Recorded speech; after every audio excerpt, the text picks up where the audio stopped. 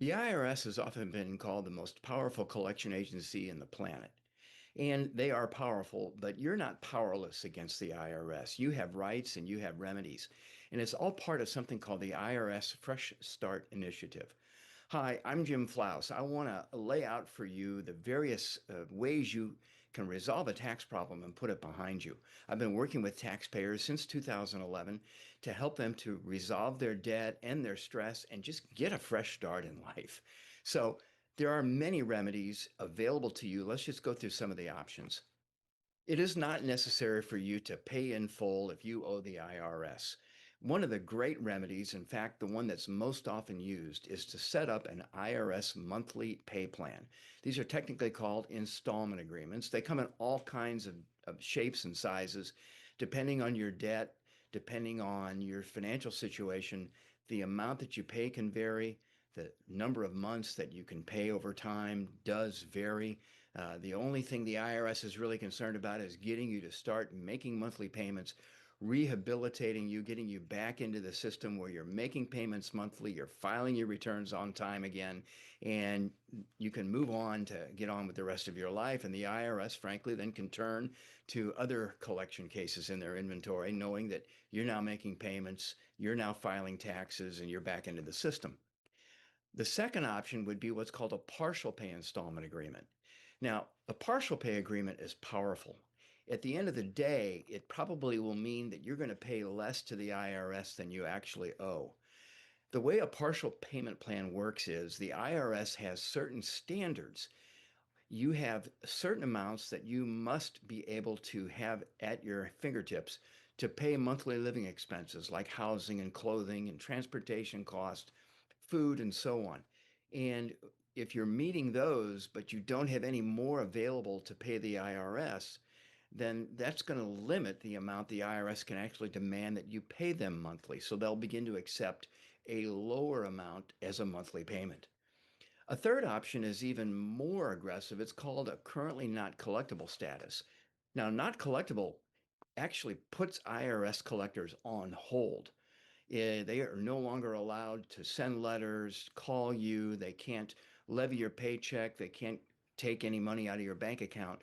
They basically stand down and your whole collection case is put on hold until you get back on your feet financially. Now, it takes a lot of documentation to get this status approved for you, but it's a powerful way to put the IRS on hold and allow you to get back on your feet financially. The great news is that the IRS collection clock does not get stopped when you go on not collectible status. In other words, it continues to run. There's only so many years the IRS can collect on a tax debt, 10 years. If you're put on not collectible status for, say, 2 years, well, the clock keeps going and you're 10 years closer to the last date that the IRS can actually collect. And I've seen cases where people get on not collectible status, unfortunately, due to financial hardship, but 2 years goes by, they renew it for another 2 years, and so forth and so on until actually the collection statute of limitations runs out and you no longer have a tax liability. Another Fresh Start initiative is called the Offer and Compromise Program. You've probably heard of this one. It's the one that most tax firms promote. Um, what the Offer and Compromise is you submit an offer to the IRS based on a formula called reasonable collection potential. It is based on, how much income do you have at the end of the month, based on your income, based on necessary living expenses. What's your monthly disposable income? Disposable meaning, okay, you now have this left after your basic living expenses. You have this left to pay the IRS. Well, they take a formula that calculates that amount. And number two, what is your equity in your assets? How much equity do you have in your home?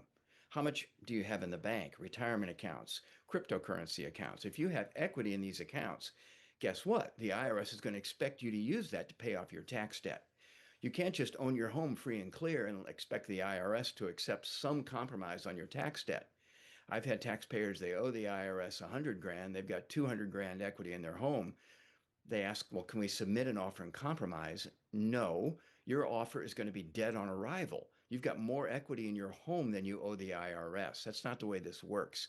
But if your equity in your assets is low, and your monthly disposable income after paying necessary living expenses is low, then a formula will calculate how much will you pay to settle the debt.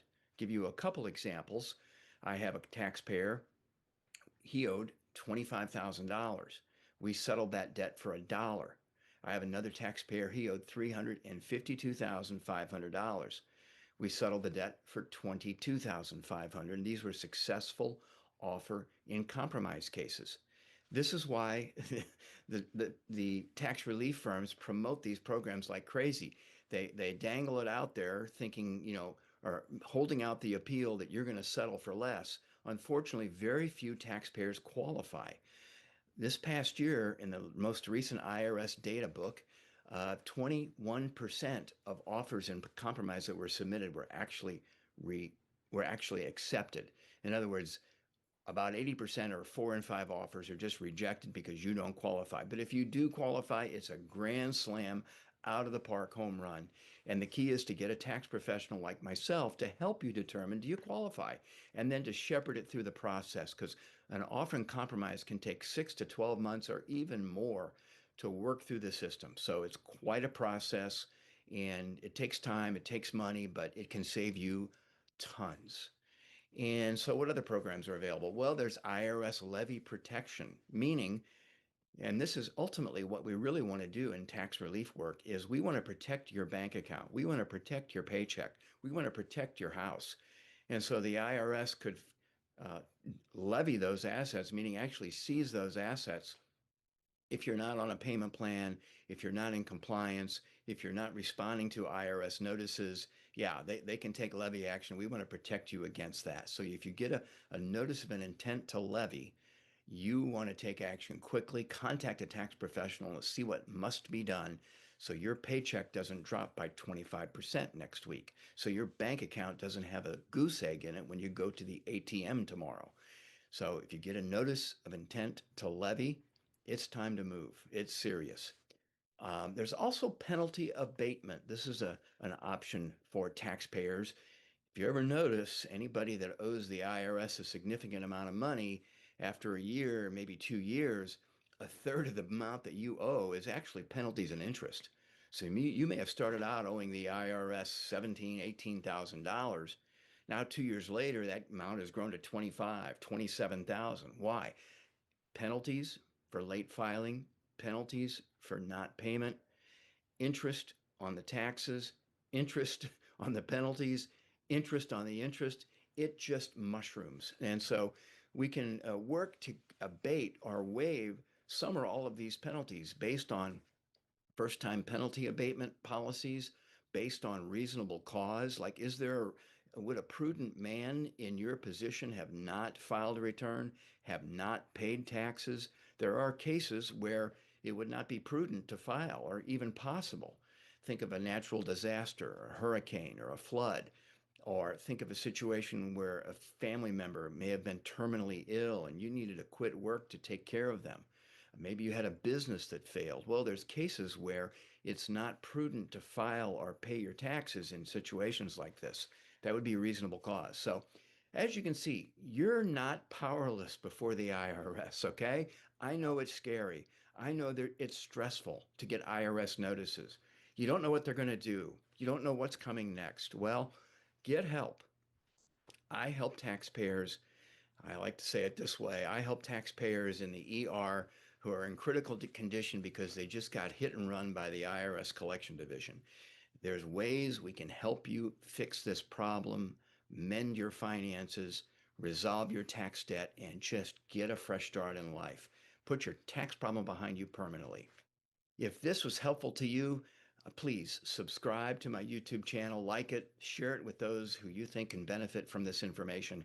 I'm Jim Flauaus. I'll see you next time.